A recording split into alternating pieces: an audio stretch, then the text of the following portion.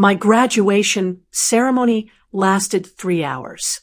My parents missed all of it, not because of traffic, not because of an emergency, because my brother decided to propose that weekend. And apparently, that mattered more. I found out 2 days before graduation. My mom called while I was packing my gown. "Sweetheart, we need to talk about Saturday." That sentence already sounded bad. I sat down slowly. Okay, a pause. Your one click can keep these stories alive. Subscribe, because every voice deserves to be heard. Don't miss out on the journey. Subscribe and let's grow, laugh, and learn together. Then the careful voice she used whenever she wanted disappointment to sound reasonable. "Your brother's engagement dinner got moved unexpectedly." I frowned. What does that have to do with graduation? Silence. Tiny, but enough. My stomach dropped before she even answered. "Your father and I may not make the ceremony." May not. Parents love soft language when they're about to make a hard choice. I stared at the wall for a second. "You're skipping my graduation?" "No one is skipping anything," she replied quickly. "We're trying to support both of you." I almost laughed, because somehow supporting both always meant showing up for him. My younger brother, Caleb, had a talent for becoming the center of every important moment within a 5-mile radius. Birthdays, holidays, school events. Even when I got accepted into grad school, my parents spent dinner talking about Caleb's new apartment. It had been happening so long that most relatives treated it like weather. Unfortunate, predictable, untouchable. "This is medical school graduation," I said quietly, not angry yet, just trying to make her hear it. "I know, honey." Then came the sentence I already knew was coming. "But engagements are once-in-a-lifetime moments." I closed my eyes, because apparently my achievements were recurring events now. Replaceable, flexible, optional. "Right," I said. She exhaled like the difficult part was over. "We'll celebrate you afterward." That sentence irritated me more than the cancellation itself. Not because it was cruel, because it was automatic, prepared, like they genuinely believed delayed attention worked the same as presence. "It's fine," I said, and technically it was, because the moment you stop expecting fairness, disappointment changes shape. Graduation morning arrived cold and rainy. Campus flooded with families carrying flowers and cameras. Everyone looked exhausted and emotional in that specific way major milestones create. Meanwhile, my phone stayed silent. "No, good luck." "No, we're proud of you." Nothing. My roommate's parents hugged me before the ceremony started, which honestly made it worse, because kindness from strangers highlights absence differently. As we lined up alphabetically, one girl beside me asked, "Where's your family sitting?" I smiled automatically. Couldn't make it. She nodded sympathetically. Didn't press.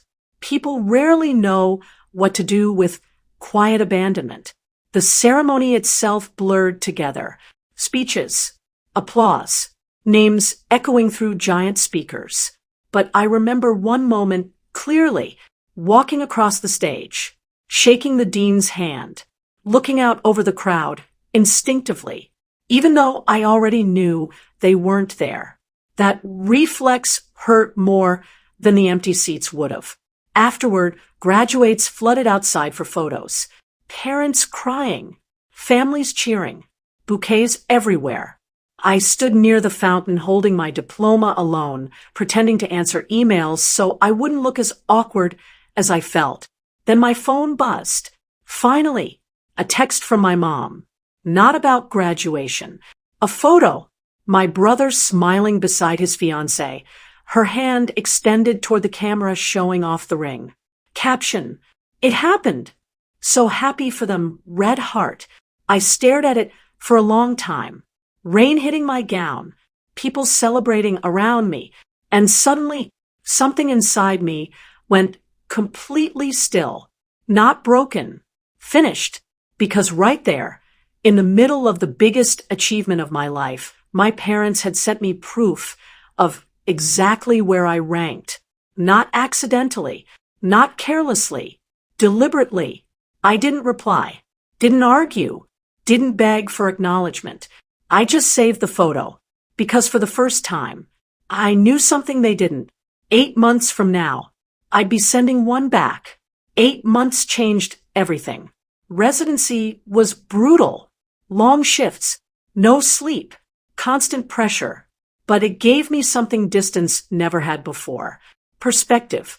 The less time I spent around my family, the more clearly I saw them. Not as complicated, not misunderstood, just consistent. My parents still called occasionally, mostly to update me on Caleb's wedding plans. Venue changes, guest lists, cake tastings. At one point, my mother actually said, "You'll definitely make time for the wedding, right?" I nearly laughed. The irony was almost impressive, but I stayed polite, detached, because emotionally stepping back from people like that isn't loud. It's gradual, like slowly removing weight you forgot you were carrying. Then, one night after a 30-hour shift, I got the email. Official. Final. A fellowship offer. One of the best surgical programs in the country. The kind of opportunity people spend years chasing. I stared at the screen for almost a full minute before it felt real. And suddenly, I remembered that graduation photo my mom sent. My brother smiling, their proud little caption, the message underneath it had always been clear. This matters more. I opened my camera roll, found the photo again, then quietly took a new one. My acceptance letter, hospital badge beside it, city skyline glowing through my apartment window. Simple, clean, unmistakable. And for the first time, I knew exactly who I was sending it to. I sent the photo to the family group chat at 2:14 a.m. No caption, no explanation, just the acceptance letter. Within minutes, my phone exploded. My aunt. Oh my God. My cousin. This is huge. Then finally, my mom. Why didn't you tell us you applied? I stared at the message for a second, because somehow, even now, her first reaction wasn't pride. It was offense at not being included. I typed slowly, carefully. You seemed busy with more important milestones. Silence after that. Long silence. The kind that happens when someone realizes you're no longer pretending not to notice. Then my dad called. I let it ring, because for once, they could sit with the feeling of being excluded from something that mattered. And honestly, it still hurt less than graduation day. My mom eventually texted again. Long message. Excuses. We didn't realize how much graduation meant to you. That part almost amazed me. Because what did they think all those years of studying were for? Decoration? I replied with one sentence. I stopped asking you to understand. I just started paying attention. No anger. No yelling. Just truth. A week later, my fellowship announcement was published online. Faculty posts. Hospital congratulations. Professional recognition everywhere.